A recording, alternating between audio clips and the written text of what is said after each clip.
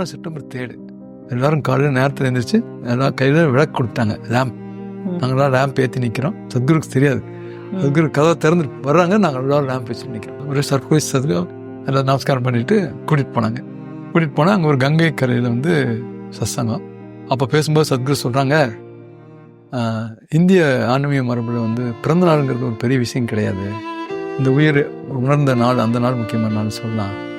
என்னை பொறுத்த வரைக்கும் இட்ஸ் a crucial birthday. இது ஒரு முக்கியமான birthday. If I see one more birthday, I will see many more birthdays அப்படின்னு சொல்கிறாங்க.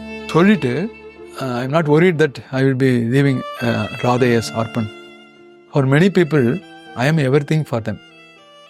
நிறைய பேருக்கு நான் தான் எல்லாமே, அவங்களே நினச்சா தான் எனக்கு அப்படி இருக்குது அப்படின்னு சொல்கிறாங்க.